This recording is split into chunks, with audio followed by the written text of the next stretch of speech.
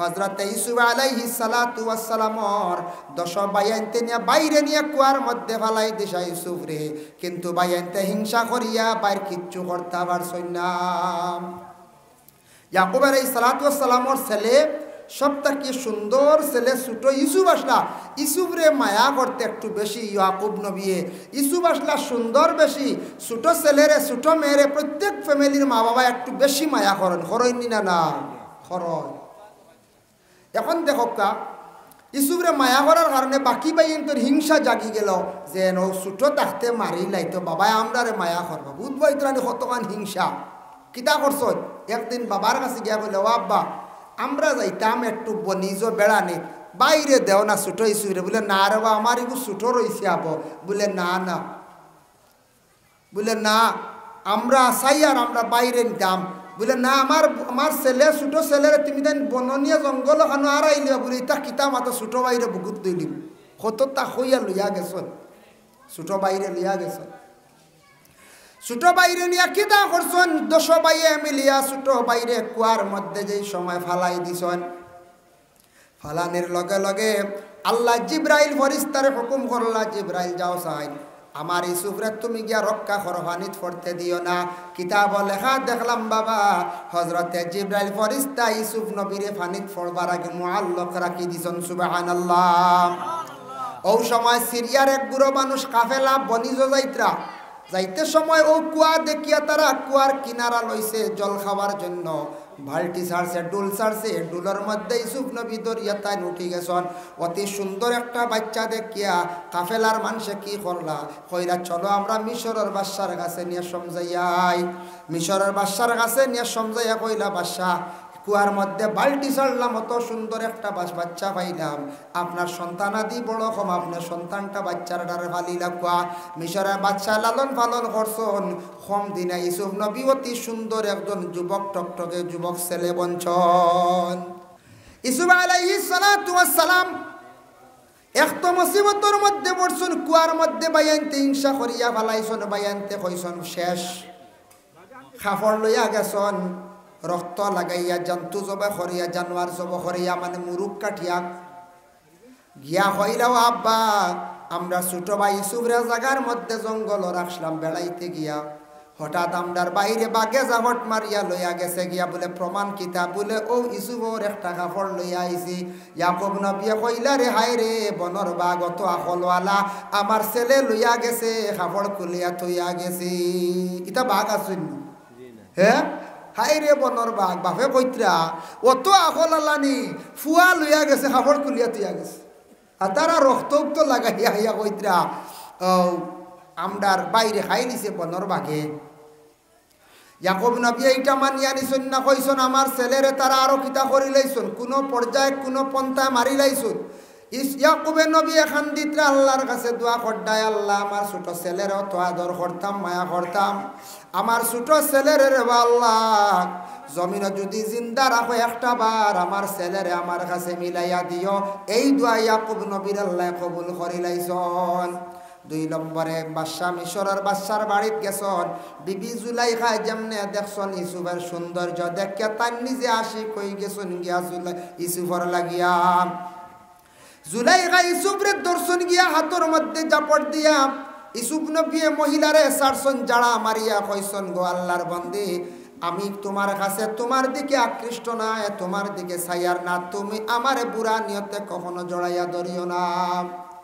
কোন অবস্থায় জুলাইখা ইউসুফরে তান মুখা করতে পারেন না। সর্বশেষে ইউসুফ নবীরে চাইছেন ঘরের ভিতরে ঢুকাইয়া দরজা বন্ধ করিয়া তালা লাগাইয়া একটা একটা করিয়া প্রায় 60টাও আছে এক রাওয়ায়াত আছে 11টা দরজার তালা মারিয়া ইউসুফ নবীরে ঘরের ভিতরে ঢুকাইয়া জুলাইখায় চাইছিলা ইউসুফরে জড়াইয়া ধরিয়া তার মনের আশা পূর্ণ করতা। যেমনে হযরতে ইউসুফ নবী মাআযাল্লাহ হই আল্লাহর কাছে পানা চাইছেন, আল্লাহ আমারে জুলাইখার জাপট থাকি আপনি আমারে উদ্ধার কর হইয়া ইউসুফ নবী দৌড় দিছেন। জুলাইখা পিছন দিকে কাপড় ধরিয়া টান মারছেন, পিছন দিকে কাপড় ছিঁড়িছে আর দাস দাসাইয়া 60টা দরওয়াজার তালাগুলা অটোমেটিক খুলে গেছে গিয়া। সুবহানাল্লাহ। পরবর্তীতে জুলাইখায় বিভিন্ন প্রকারের চক্রান্ত করিয়া মিসা তহমত তুলিয়া ইউসুফ নবীরে জেলর ভিতরে ঢুকাইল। ইউসুফ নবী জেল গেলা খান দিলা দোয়া করলারে বাল্লাহ বাইনতে কুয়ার মধ্যে ফালাইলা, আজকে আমার কুয়ার তাকি তুলিয়া আপনি আনাইলাই, এখন আমার জুলাইখার চক্রান্তর মধ্যে ফালাইয়ারে বাল্লাহ আবার জেলখানার মধ্যে ঢুকাইলাই। আল্লাহ তোমার লীলা খেলা বুঝবার ক্ষমতা নাই, আল্লাহ তুমি আমি ইউসুফরে আপনি আমার রক্ষা খান্তা করো। জানিয়া রাখবা বড় ধরনের মুসিবত মানুষ পড়লে মানুষের দরজা বুলন্দ হয়। হযরতে ইউসুফ আলাইহিস সালাতু ওয়াস সালামের উপরে দুইটা মুসিবত পড়ছে, আল্লাহর কাছে খান্দিছন দোয়া করছন, তান সম্মান মর্যাদা আল্লাহ জমিনে বাড়াইয়া দিছে। জেল থাকি বাহির হইলা ইউসুফ, বাহির হওয়ার পরে ইউসুফের অতটুক সম্মান মর্যাদা বাড়িল, মিশরের খাদ্য মন্ত্রী আল্লাহ বানাইলা। তখন মিশরের মধ্যে এমন অবস্থা দেখা দিল, এই বছর খুব বেশি লম্বা খরায় দেখা দিছে, কহত সালে দেখা দিছে, খাদ্য নাই। সারা মানুষ যাইতরা মিশরের এক বাদশাহ অত বালাইন রিলিফ বাটিতরা খানি দিতরা রে রিলিফ, যার কারণে তখন গেছন ইয়াকুব আলাইহিস সালাতু ওয়াস সালামর বাকি সব বাইয়ানো গেছন, বাকি সব বাইয়ান গেছন রিলিফ আনাত। যেই সময় রিলিফ বাটাওয়ার ইউসুফ নবীর চেহারার বাই তারা চাইছন, তারা কিন্তু চিনেন না ইউসুফরে তারার বাই বলিয়া, আর ইউসুফ নবী তান বাইয়ান বলিয়াও চিন্তা না। তবে রিলিফ দিতে সময় কইতরা তোমার তানোর বাড়ি কই যে তো রক্তর একটা টান, রক্তর একটা টান আছে না, টান আছে, রক্তয় রক্তয় একটা মিল থাকলে 20 বছর পরেও একটা বাড়ি মারে, মনে হয় আমার বাই বা আমার খাস বই নইতে পারেন বা আমার গোষ্ঠীর ওটা হইতে পারেন, একটা রক্তর শৈলী যদি মানে মিল থাকে ধরা পড়ি যায়। অতএব কোনো স্বামী অকল আসন স্ত্রীর উপর অত্যাচার চালায়, মহিলা করে অনাসত্ত্ব অধিক মারামারি করেন, গালিগালাজ করেন, মহিলাগুলারে বড় ধরনের কষ্ট দেন, যার কারণে কোনো মহিলা হল স্বামীর বাড়ি কষ্ট ভাইয়া বাবার বাড়ি চলিয়া যায়, নতুবা বাবার বাড়িও যদি কোনো আশ্রয় দেয় না, সর্বশেষে মেয়েটা আবার বিষ খাইয়া ফাঁস লাগিয়া সুইসাইড করিয়া মারা যায়।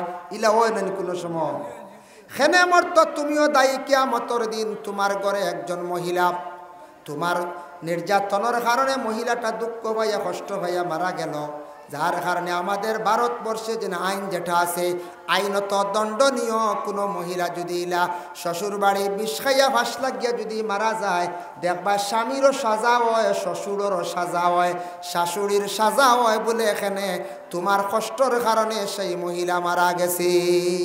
দুনিয়া তো শাস্তি ছাড়া নাই, কিয়ামতের দিন হলা তোমার কারণে এই মহিলা মরছে, তুমি আল্লাহর কাছে পূর্ণ দায়ী, যদিও মারছো না, মহিলা দুঃখ পাইয়া মারা গেছে। এটা হইল জুলুম, জুলুম করারে আল্লাহ মহব্বত করুন না। আল্লাহ পাক রব্বুল আলামিন কুরআন আল কারীমের মধ্যে ঘোষণা করেন, ইন্নাল্লাহা লা ইউহিব্বুজ জালিমিন, আমি আল্লাহ কামুল হাকিমিনে জালিম হকলরে কখনো পছন্দ করি না, মহব্বত করি না। জালিমরে আল্লাহ মহব্বত করে না, এর জন্য জুলুম করা যেটা খুবই খারাপ। যে কোনো ব্যাপারে জুলুম, নিজর স্ত্রীর উপর লাগাবাড়ি এক মানুষের খে লাড়িতরা হরণ লাড়িছন খে সুঙ্গাগুদ না সাউন।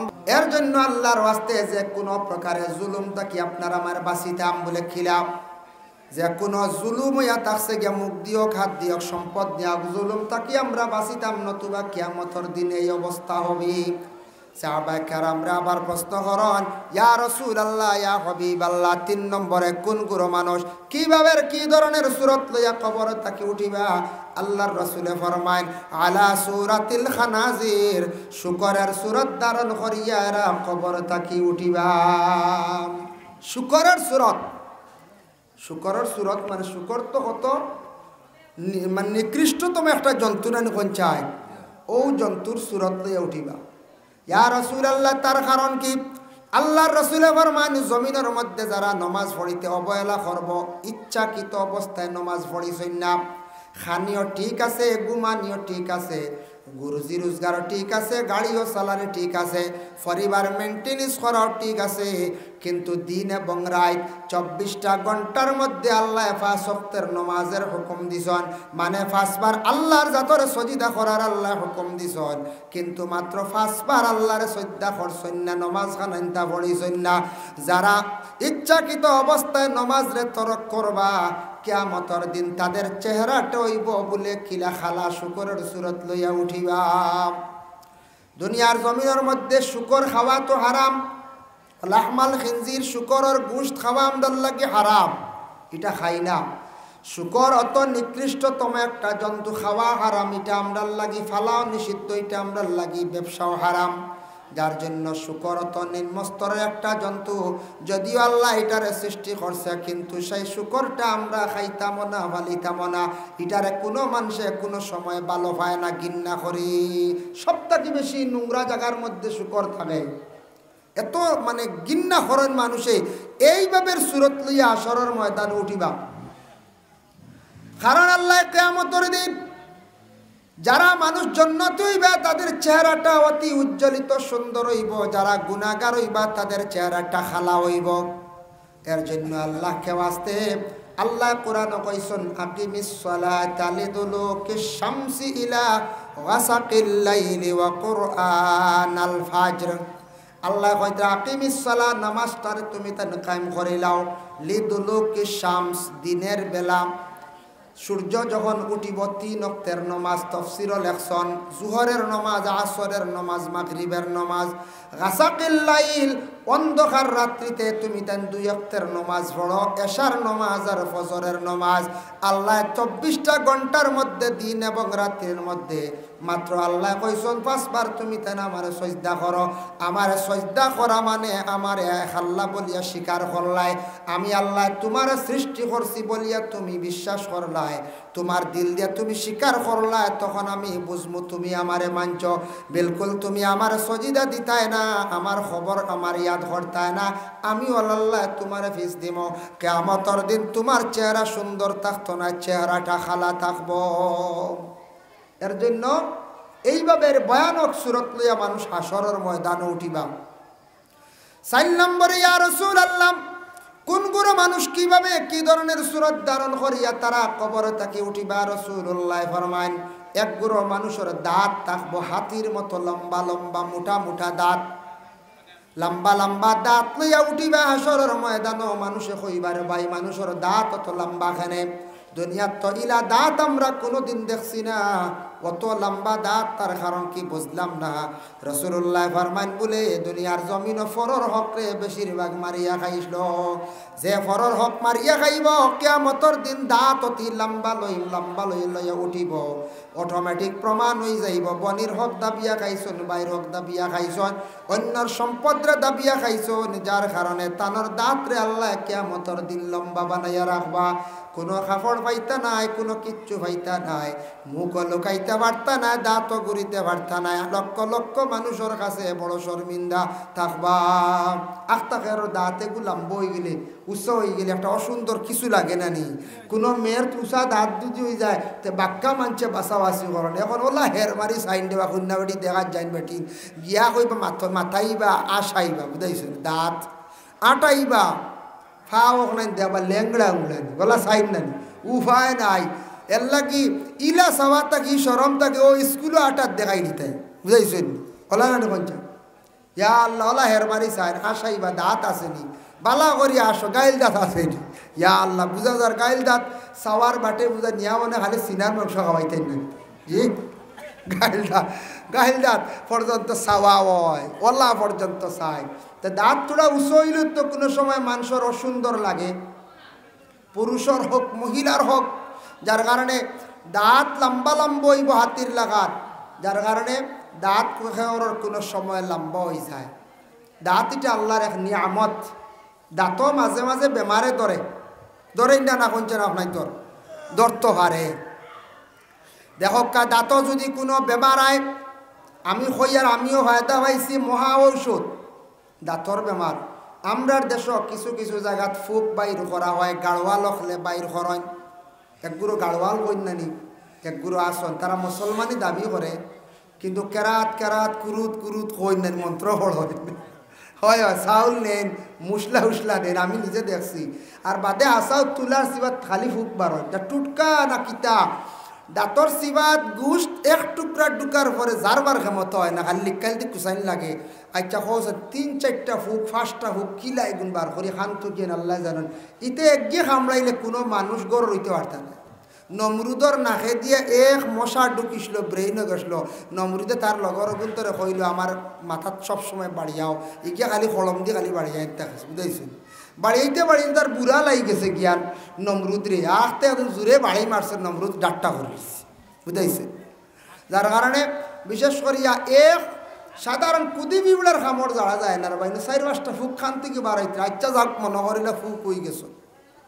এটা বেশিরভাগ হয় লিভার তাকিয়া দাঁতর রোগ হয় লিভার তাকিয়া দাঁত যদি অপরিষ্কার থাকে পরিষ্কার রাখুন না হঠাৎ তাকি হয় দাঁতর রোগ হইলে কবিরাজি একটা ওষুধ আছে মহা ঔষধ যারার দাঁতর মধ্যে রোগ আছে পরীক্ষা করিয়া দেখবা বালা লবণ খড়াইয়ের মধ্যে বাজিয়া লাল করবা সকালে দাঁত একবার মাজিবা বিকালে একবার দাঁতরে মজন দিয়া ঘুমাই যাইবা কোনো সময় দাঁত ক্ষয় রোগে ধরিলাই দাঁতর মধ্যে বিভিন্ন যন্ত্রণা আসি যায় লবণের দ্বারা দাঁতর ভিটামিন যুক্তটা পুরা হয়ে যায় এর কারণে দাঁতর অনেক রোগ কমি যায় বালা হয়ে যায় বিষ বেদনাও কমি যায় লবণ আলি গরম মানে বালা করে লাল করি বাজিয়া আর বেদায়া ও নেহায়া সেই কিতাবের মধ্যে লেখছেন নিশ্চয় আপনারা শুনতে পারেন ইজাজাত তাব্বাত ইয়াদা কুল হুয়াল্লাহ 3টা সূরা দিয়া দাইম করিয়া উতির নামাজ পড়িলে দাঁতর বড় বড় কঠিন রোগ রে আল্লাহ সমাধান করেন যার জন্য বিশেষ করিয়া দাঁত একটা নিয়ামত আল্লাহ বাবা দান করছে জিহ্বা যেটা এটা আল্লাহ একটা নিয়ামত দান করছে যার কারণে দাঁত কোনো অসুবিধা হইলে জিহ্বার কষ্ট হয় আর জিহ্বার কোনো অসুবিধা হইলে দাঁতর কষ্ট হয় ওই নিনা না কোন যায় জিহ্বার যদি কোনো বেমার হয়ে যায় দাঁতে কানি পায় না জিহ্বা গা হইলে হানি আছে জি না বালা হানি নাই আর যদি দাঁতর গুড়ির কিচ্ছু ঢুকেতে জিহ্বা শান্তি হয় না হাই রে হায় কি যা সুন্দর একটা সিস্টেম আমি ভাষে দিয়ে একটা আপনারা সামনে একটা কাহানি হইয়া একটা ভাষে দিয়ে কোনো কিতাবই নাই একটা কিচ্ছা হইয়া দুনিয়াত আমরা ফানিরে দাম দিয়ার না তেলরে দাম দিয়ার 1% মানুষে মেসাবরে দাম দিয়ার না জেনারেল শিক্ষারে দাম দিয়ার গুরুত্ব দিয়ার ওটা দেখাইতে গিয়া একদিন আমি একটা ডিভাইড সম্পর্কে তাদের মধ্যে ডিভাইড আরম্ভ হয়েছে একটা ঘটনা নিয়ার একটা গল্পর বইয়ের মধ্যে দেখলাম তেল আর ফানির মধ্যে একটা ডিভাইড আরম্ভ হয়েছিল বহু উচ্চ পর্যায়ের একজন জ্ঞানী একটা গল্পটা লেখছেন তেলে কইল রে বাই ফানি তোমার জমিন মূল্য কেমন দেখি খসাইন বলে আমার দুনিয়ার জমিনের মধ্যে আমার মূল্য আছে আমার দাম আছে বলে খেনে বলে আমি ফানি না হইলে কোনো গাছ হয় না কোনো সবজি হয় না ফানি না হইলে মানুষও বাঁচে না কিন্তু ওই সময় তেলে উঠিয়া কইল রে বাই ফানি তুমি যত দামি হও না কেন আমি জেলা তেল দামি তুমি কিন্তু ইলা দামি নাই বলে কিলা বলে ফানি কোনোদিন পড়লে মানুষে ফুসিয়া মাথার দেন না দেননি জি না তেল পড়লে মানুষে তুলিয়া মাথার দেন হয় ই তেল বাইয়া পড়ছে দোন হইতো ইতে একটা মানুষের মন বুঝ দেন তেল বাইয়া পড়ছে কমছে 100 গ্রাম ইনু বাইয়া দোন আইতো হই থাকি এর অর্থ হইল তেল উঠে তুলো ভালাইতায় না বুঝাইছেন ওটা সাজও লাগাও ও তেল পড়ে গেলে মানুষ যখন তেল তেল করিয়া বুঝুন দোন বাইয়া উঠিত আচ্ছা যাক মনে করিলে বাইয়া উঠো কুবালা ও তেলে কইল রে বাবানি তোমার তাকি আমি দামি বলে কিলা বলে মাটিত পড়লে মানুষের তুলিয়া খালি মুছন আর আমি তেল না হইলে উপায় নাই তেলের দামও বেশ পানির দাম কম পানির দাম কম না পঞ্চায়েত 10 টাকায় 500 গ্রাম পানি মিলের তাও এটা 20 দেরি বেইলি দামি পানি বুঝাইছেন আর 10 টাকার তেল কত উঠে হইবা বর্তমান সময়ে জি বুধবাইত রানি 50 গ্রাম 20 টাকা শো নানি 200 টাকা তেল আচ্ছা 150 টাকা 100 টাকা শো তেলের কত দাম মানুষের শরীরও লাগায় মাটিত পড়লে তুলিয়াও লাগায় ই তেল কত মূল্যবান পানির কিন্তু ইলা মূল্য নাই সাড়ের ফালার দর যথা মনে করেন খারও বলতা চলে সব জায়গাত ব্যবহার হর তেল কিন্তু বালা জায়গাত ব্যবহার হর পানিয়ে হইল হাসাও তোর ভাই তুমি কিলা দামি হইলা রে ভাই হসাই তেলরে হইল তেলে হইল রে ভাই দামি হয়েছে কিন্তু জীবনে বড় কষ্ট হয়েছে আমার বলে কিতা বলে বেটায় ফয়লা আল ছইছে আল ছইয়া বিসি ফেলাইছে আমারে বড় সিফাত দলার সিফাতে কষ্ট করে বার হয়েছি দেখছি বলে ও এতে তো কষ্ট আছে হাসাও তো দলার সিফা বার হয়েছে না দলার সিফাত থাকি বার হইলাম রোদ খাইলাম মেঘ খাইলাম বাইরব এরপরে কতদিন যেন গেল আমার ফানি কিছু কিছু দিলা তুমি এই সাহায্য করলাই ঠিক আছে এরপরে আবার রোদ খাইলাম মেঘ খাইলাম খাইতে খাইতে যখন আমার আমি বড় হইলাম বিচি ধরলাম আমি তেল ধরি লাইলাম তেল ধরার পরে মালিকে খালি সার খালি আমি লাল হয়ে যাইতাম লইয়া যাইতো গিয়া খাটিয়া যখন আমি পুরা মানে তেল বনি গেলাম আমার খাটিয়া বেটা নিয়া রদিত তৈল কয় দিন খালি রোদ খাইলাম বুঝতে রোদ খাইতে খাইতে রে ভাই একদিন বড় মুগের লিয়ে আইসা যা বাড়িয়ানি শুরু করছি বুঝতে যেমনে বাড়িয়ানি শুরু করছে লাই আর আমরা শস্য লাভ বাড়িয়াই না বাড়িয়ে বার করা হয় এখন তা কমে গেছে আগে দেখছি আমরা মা দাদি বার করছে বাড়ি খাইতে খাইতে রে ভাই মুগৈরের বাড়িয়ে বার হইলাম কত কষ্ট আবার বেটা এনিয়া রদিত দিলা আবার রোদ খাইলাম রোদ খাইতে খাইতে রে ভাই একবারে শুকাই গেলাম এরপরে আবার বেটা কি করলো আবার বেটায় বেগ বরলো লইয়া রওনা দিছে নিয়া আবার মেশিনও নিচের ভাই এমন সিফা থামাইলাম সিফা খাইতে খাইতে বাইরে তেল বার হইলাম বুঝতেছি কত কষ্ট নাকি ফেরার মেশিনও ঢুকানির বলে কত কষ্ট তেল বার হয়েছি আমি কত দিন গেছে তুমি উপরে থাকি পড়লা আসমান থেকে জরাত দিয়া চিত্রিয়া গেলা অত শেষ ফানিয়ে কইল মা ঠিক তুমি খুব কষ্ট করছো তার লাগে তোমার দাম বেশ আমার তো কষ্ট নাই মূল্য নাই দাম নাই হইতরা কিন্তু আমি একদিন দামি তুমি তেল কোনো কানু থাকতে নাই বলে কোন দিন থেকে কসাই ওই সময় ফানিয়ে কইল রে ভাই তেল শুনো আমি একদিন বিবাহ দেওয়ার পরে সুন্দর করে এখন বইনে এখনো ঘর বানাইতে পারছে না স্বামীর বাড়ি বড় কষ্ট করে বইনে একদিন আসিয়া কইল ভাইয়াইন আমার সম্পদগুলা যদি দিলাও তাহলে বিক্রি করিয়া নিয়ে আমি এখন ঘর বানাইয়া আমার স্বামীর লইয়া সন্তানাদি লইয়া জীবনে আমি সুখ শান্তিতে জীবনটা কাটাইতাম পারমো ইলা কত বনিনতে বাইয়ান তরে হইতরা কিন্তু বাইয়ানতে সম্পদ বার করি দিন না কোনো হাতটাও দিন এটা এখন না এটা দেরি আছে আবো এটা বাদে বাটি এটা দিলেও সারা বেশিয়া নিবা গিয়া বুঝাইছিল বনির সারা সিনচিনাত করিয়া বাটিয়া দিলাইতা নিয়ম হয়েছে যখন বুধবাইয়া বনিনতে কুজানি দর্শন দিলাইতা যার কারণে বনির তোর হক যদি খেও মারিয়া খায় আপন ভাইয়ের হক যদি খেও যদি মারিয়া খায় তাহলে জানিয়া রাখবা বাবা কিয়ামতের দিন হক খানেওয়ালা যারা এতিমর হক যদি মারিয়া খায় তাহলে কিয়ামতের দিনের আর দাঁতটা এইভাবে লম্বা লম্বা হইব আরেক জিনিস খেয়াল করবা হিংসা হিংসা দুই অবস্থায় যাইজ নতুবার হিংসা যাইজ নাই হিংসা একমাত্র ছাত্র জীবনে ছাত্র আরেক ছাত্রর লাগে হিংসা করতে পারে বলে খিলা কম্পিটিশন এক ক্লাসও 5টা ছাত্র আসন আমি 1 নম্বর হইতাম এইভাবে খালি বেশ করি পড়িয়া তারে আমি নিচে ফেলাইয়া আমি 1 নম্বর পর্যায়ে গিয়ে পৌঁছিতাম ফার্স্ট ডিভিশন নিতাম এইভাবে ছাত্র যদি পড়াশোনার মাধ্যমে হিংসা করে তার লাগি যাই যাচ্ছে অসুবিধা নাই আইলা 1 2 নম্বরে আল্লাহ আল্লাহ করতে ইবাদত করতে বাড়ির মুরব্বী সাহেব দেখছি মসজিদও যাইন ফজর রক্ত ফজর বাদে নফলও পড়েন দেখছি তিলাওয়াত করেন তান তাকে আমি বেশি করতাম তান তাকি বেশি আল্লাহ আল্লাহ করতাম এইভাবে যদি মনোভাব নিয়ে হিংসা যদি করেন যাইজ আছে আর দুনিয়ার বুকে কোনো অবস্থায় হিংসা আপনার আমার জন্য যাইজ নাই হিংসা যেন করবার তান হতি অমুক বালা চলি যার হিংসা অমুকে রুজি করিলার হিংসা অমুক বড় মহিলায় বালা খাইলার হিংসা অমুকর ঘরের ফুড়ি গিয়ে বালা চলি যার হিংসা ইলা হিংসা যেন করবার তান হতি যার লাগি করবার তার বালা কোরআন শরীফে সূরা ইউসুফ আছে সূরা ইউসুফের লম্বা ঘটনা আমার সামান্য হওয়ার উদ্দেশ্য হইল আমরার দেশ কিছু জায়গায় বায়ালির মধ্যে একটা হিংসা থাকি যায় বাবা বায়ালে হিংসা করিয়া কোনোদিন উন্নত হওয়া যায় না হযরত ইউসুফ আলাইহিস সালাতু ওয়াস সালামর 10 বায়ানতে নিয়ে বাইরে নিয়ে কুয়ার মধ্যে ফেলাই দিশা ইউসুফ রে কিন্তু বায়ানতে হিংসা করিয়া বাইর কিচ্ছু করতে পারছই না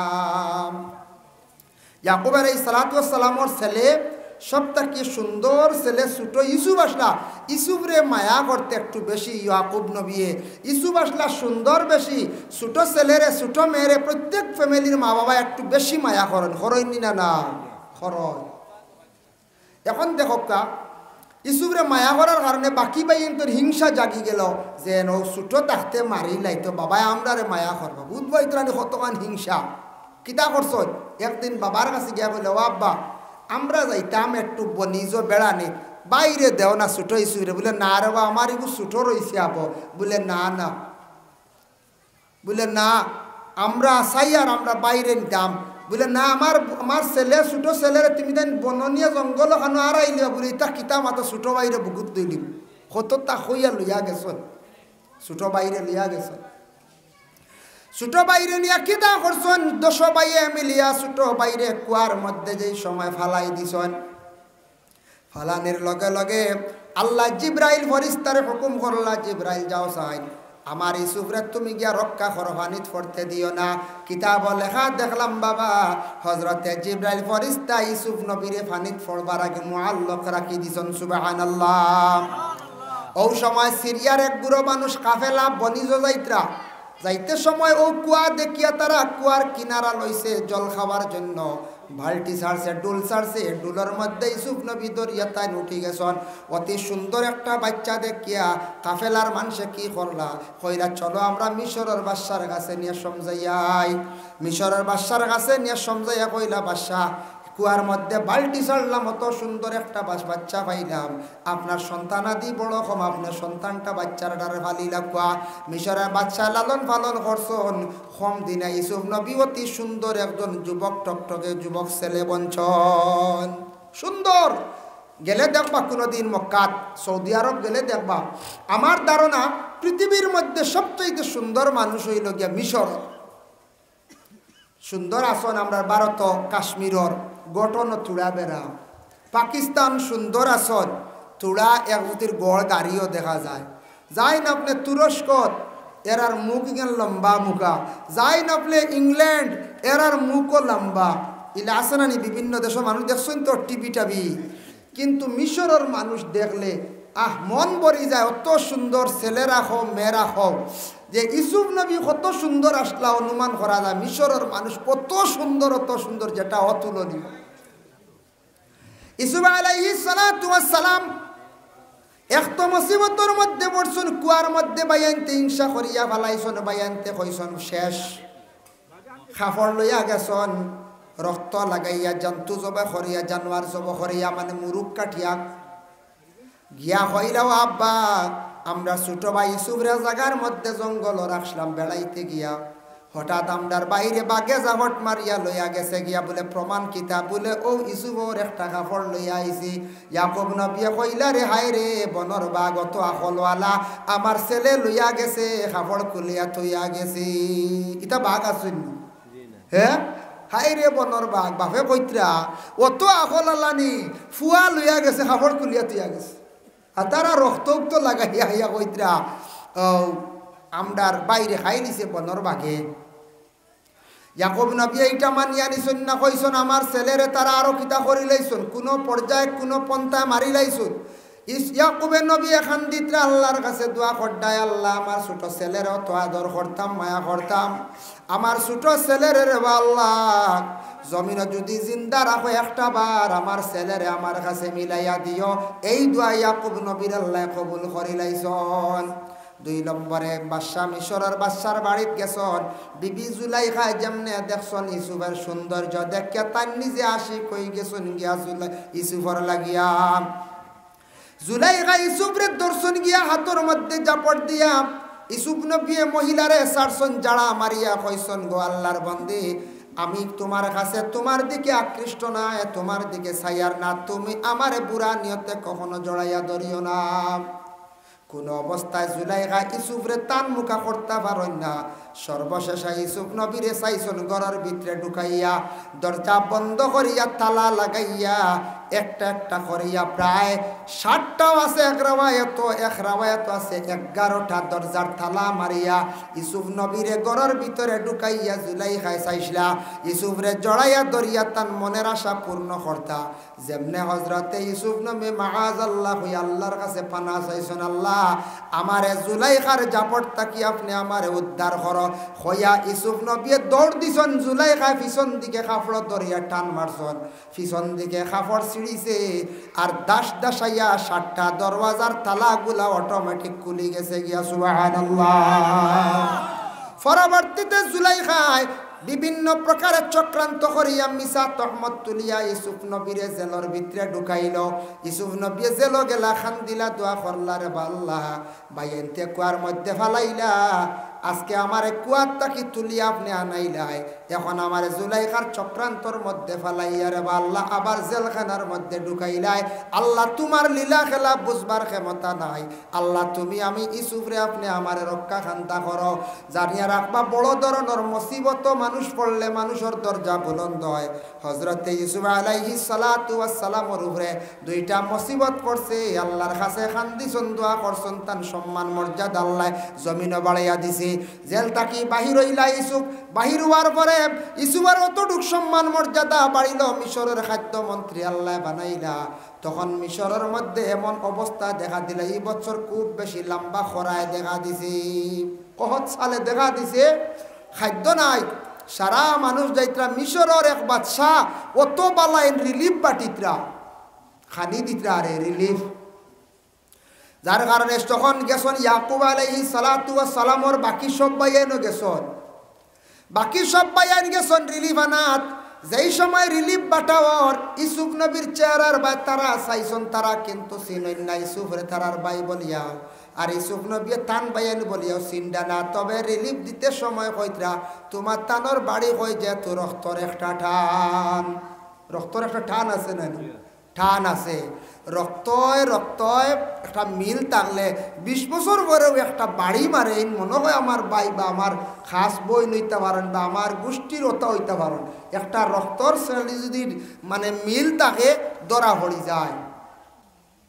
আল্লাহর বন্দেগান একটা ঘটনা আপনাদের সম্মুখে আনি। মা বিলকুল বিবাহ করা হারাম, জানি তো আমরা, হুররিমাত আলাইকুম উম্মাহাতুকুম, মারে বিবাহ করা হারাম, দুধমা বিবাহ করা হারাম, সৎমাও বিবাহ করা হারাম, মার মা নানিও বিবাহ করা হারাম। নানি তোর কেউ বিবাহ করতে না, বুড়ো হয়ে যায়, ওলা নানি কইতে পারত না, জোয়ান যদি নানি থাকি যায়। হ্যাঁ, বর্তমানকার অবস্থা খুব হারাম। নানি 2 বাচ্চা তুইও যাইতে রাখি, শরমর ব্যাপার বা আমরা দুঃখ লাগে আখতাম, যার কারণে হইয়ার হতার প্রসঙ্গে হইলাম। এর জন্য বিশেষ করিয়া মা বিবাহ করা হারাম। প্রথম যুগে ইবতেদা ইসলামের মধ্যে একটা ঘটনা হয়েছে বাবা, একটা ছেলে একবার মানুষে লালন পালন করিয়া বড় করছে, কিলা ছোটবেলা সে হারিয়ে গেছিল।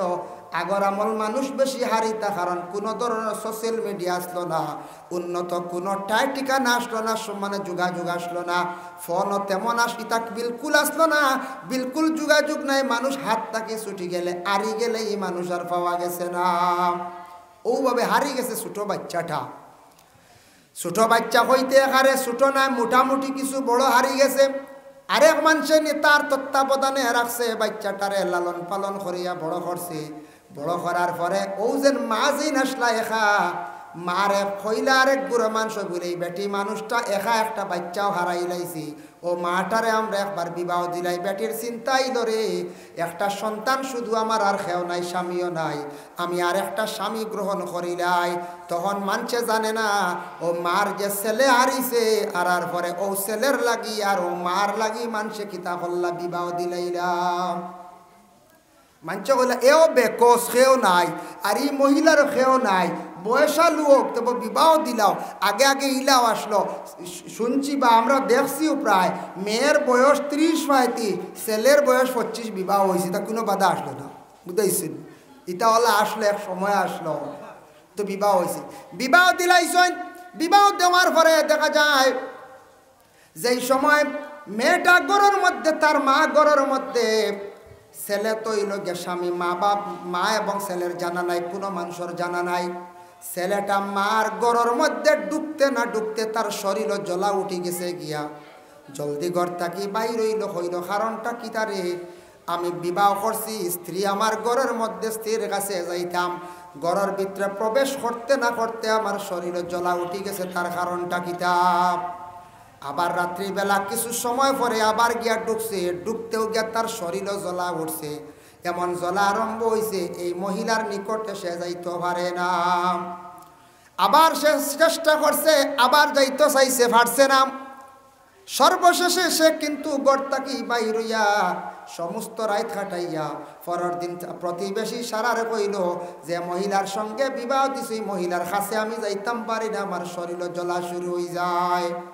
তখন মহিলারে ডাক দিয়া নিয়া মানছে জিজ্ঞাসা করলা, কইলা গো আল্লাহর বান্দি, কৌসান তোমার মধ্যে কোনো কিচ্ছু আছে নি, তোমার কাছে ছেলেটা যাইতে পার না, তার কারণ গীতা?